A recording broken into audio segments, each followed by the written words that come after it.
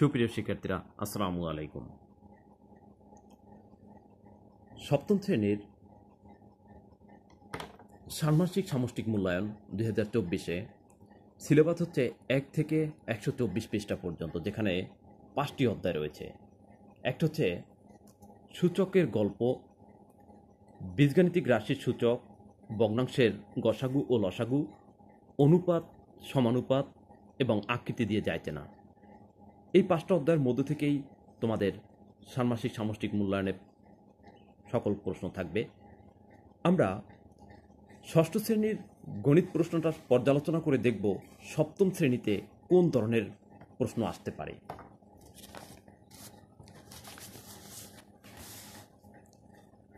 এটা হচ্ছে ষষ্ঠ শ্রেণীর ষান্মাসিক সামষ্টিক মূল্যায়ন গণিত। আমরা এখানে দেখেছি একটা প্রকল্প আছে, যেখানে বলা হয়েছে প্রকল্পের নাম আমাদের স্কুল কত সবুজ, এবং এই প্রকল্পের উপরে 3টা কাজ আসছে। একটা হচ্ছে কাজ কয়ে বলা হয়েছে বেঁচে থাকার জন্য প্রয়োজনীয় অক্সিজেন মাপি, যেখানে একটা দলগত কাজ করতে বলছে, একটা একক কাজ। এরপরে কাজ খয়ে বলেছে কাগজের অপচয় কমাই, গাছ বাঁচাই, যেখানে এক জোড়ায় কাজ করতে বলা হয়েছে। এবং কাজ গয়ে বলা হয়েছে গাছের যত্ন করি, বিশুদ্ধ পরিবেশ গড়ি, যেখানে একটা দলগত কাজ ও একটা একক কাজ করতে বলা হয়েছে। এখন আমরা এই বিষয়গুলোকে একটু নিচের দিকে লক্ষ্য করি, যে কাজ ক থেকে কিভাবে দলগত কাজ করতে বলা হয়েছে, যেখানে 5টা কোশ্চেন রয়েছে। দলগত কাজে আমরা দেখছি 5টা কোশ্চেন রয়েছে। এই 5টা কোশ্চেন পর্যায়ক্রমে এই উপরের এই বিষয়টা থেকেই উত্তর করতে হবে। এরপরে একক কাজ, যেখানেও একাধিক কোশ্চেন রয়েছে, অর্থাৎ টোটাল 60টা কোশ্চেন রয়েছে। একক কাজে কিন্তু 60টা প্রশ্ন রয়েছে, এই 60টা প্রশ্নের অ্যান্সার করতে হবে। এরপরে কাজ খয়ে বলা হয়েছে দলগত কাজ করতে, দেখো সেখানেও একাধিক কোশ্চেন রয়েছে।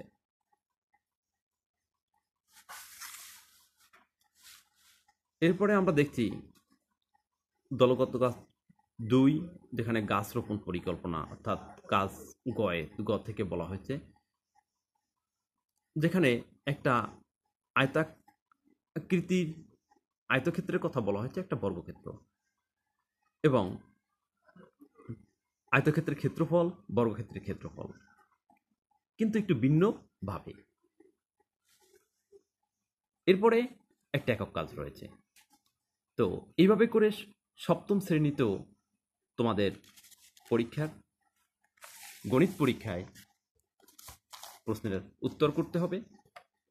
তো এই কোশ্চেন পর্যালোচনা করে আমার দৃষ্টিতে তোমাদের জন্য যে বিষয়গুলো গুরুত্বপূর্ণ মনে হয়েছে, আমি সেগুলো তুলে ধরছি। তোমাদের বইয়ের 25 পৃষ্ঠা সূচক থেকে দেখো, তোমাদের বইয়ের 25 পৃষ্ঠায়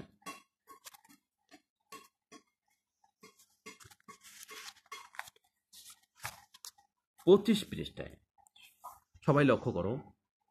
এই বিষয়টা আমার জন্য সবচেয়ে আমার কাছে গুরুত্বপূর্ণ মনে হয়েছে তোমাদের জন্য, যে সূচক থেকে যদি আসে তাহলে এই ধরনের কোশ্চেন আসতে পারে। বলা হয়েছে, তোমরা জানো সূর্য থেকে পৃথিবীতে আলো এসে পৌঁছাতে গড়ে 8 মিনিট 18 সেকেন্ড সময় লাগে, কিন্তু তোমরা কি জানো পৃথিবী থেকে সূর্যের দূরত্ব কতটুকু? সুবিধার জন্য ধরে নেওয়া হয় সূর্য থেকে পৃথিবীর দূরত্ব এত কিলোমিটার। তাহলে এখানে প্রথম কোশ্চেনটা বলা হয়েছে কি, তোমরা কি জানো পৃথিবী থেকে সূর্যের দূরত্ব কতটুকু?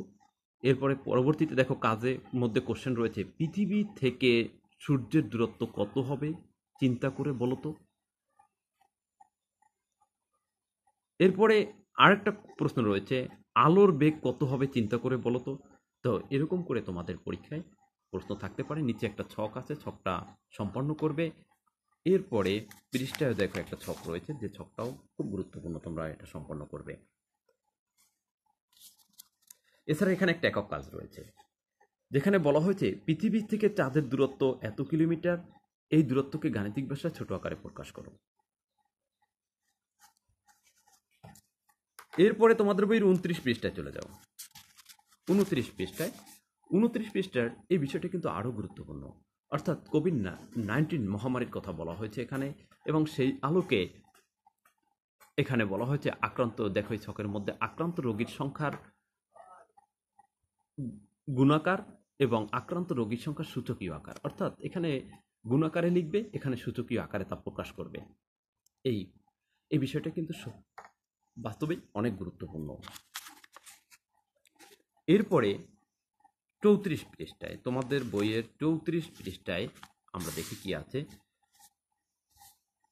34 পৃষ্ঠায় এখানে আমরা একটা ঘনক দেখতে পাচ্ছি, আয়তাকার ঘনক, আয়তাকৃতির একটা ঘনবস্তু, আয়তাকৃতির একটা ঘনবস্তু। তাহলে এদের আয়তন কি করে নির্ণয় করা যায় সে সূত্র জানব। এছাড়া 41 পৃষ্ঠায় আমরা 41 পৃষ্ঠায় দেখো একটা কর্মপত্র রয়েছে। 41 পৃষ্ঠায় একটা কর্মপত্র রয়েছে যেখানে একটি আয়তক্ষেত্র দেখতে পাচ্ছি। আমরা এই বাগান তৈরির এই পুরো পরিকল্পনাটা সুন্দরভাবে কমপ্লিট করব। এটা 43 পৃষ্ঠা কর্মপত্র 2। দেখো কর্মপত্র 2তে রয়েছে পুকুর খনন পরিকল্পনা, পুকুর খনন পরিকল্পনা, যা তোমাদের জন্য অত্যন্ত গুরুত্বপূর্ণ।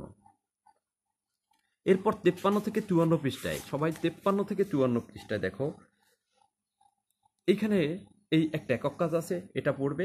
তারপরে নিচে তাকাও, এখানে a - b হোল স্কয়ার সমান a square - 2b + b square সূত্রের জ্যামিতিক প্রমাণ করতে বলেছে, এবং পাশে একটা চিত্র রয়েছে। এই চিত্রের আলোকে বলছে সবুজ বর্গের বাহুর দৈর্ঘ্য কত, সবুজ বর্গের ক্ষেত্রফল কত, হলুদ আয়তের ক্ষেত্রফল কত। এভাবে করে ছোট ছোট প্রশ্ন করা হয়েছে। এপাশে আরও রয়েছে লাল বর্গের ক্ষেত্রফল কত, নীল আয়তের ক্ষেত্রফল কত। তাহলে এগুলো বের করার চেষ্টা করবে। এরপরে আমরা 76 হতে 77 পৃষ্ঠা একটু গুরুত্বের সাথে দেখব। তারপরে আমরা চলে যাই 84 পৃষ্ঠায়। 84 পৃষ্ঠা,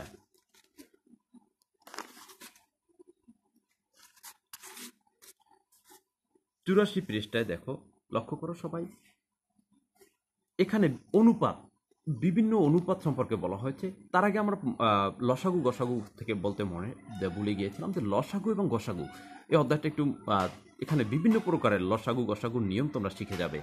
আর অনুপাত অধ্যায় থেকে বিশেষ করে এই বিভিন্ন অনুপাত সম্পর্কে আইডিয়া লাভ করবে। যে কোনো একটা অনুপাত তোমাদেরকে করতে বলতে পারে, তাই এখানে যত প্রকারের অনুপাত রয়েছে সবগুলো তোমরা সম্পন্ন করবে। এছাড়া দেখো 85 পৃষ্ঠার, এখানে এই বাস্তব সমস্যা সমাধানে অনুপাতের প্রয়োগ, বাস্তব সমস্যা সমাধানে অনুপাতের প্রয়োগ, এই অঙ্কগুলো সম্পন্ন করবে 85 পৃষ্ঠা।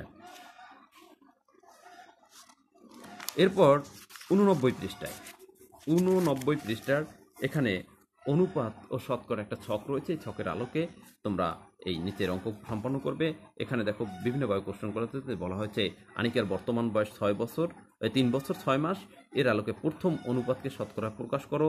5 বছর পর আবিদার বয়স কত হবে, এবং আনিকার বর্তমান বয়স জেসমিনের বর্তমান বয়সের শতকরা কত ভাগ। এভাবে করে তোমাদের পরীক্ষায় প্রশ্ন থাকতে পারে। এছাড়া একক কাজ রয়েছে, একক কাজগুলো সবই সম্পন্ন করবে। 93 পৃষ্ঠা, বইয়ের 93 পৃষ্ঠায় দেখো নিজেদের মাঝে মাপামাপি, এটা অবশ্যই তোমরা সম্পন্ন করবে। এছাড়া 95 পৃষ্ঠা, 95 পৃষ্ঠার এই কাজটাও কিন্তু খুব গুরুত্বপূর্ণ। এখানে একক কাজ রয়েছে, এটা সম্পন্ন করবে। এই তথ্যগুলো পড়ে সেখান থেকে প্রশ্নের সমাধান করার চেষ্টা করবে।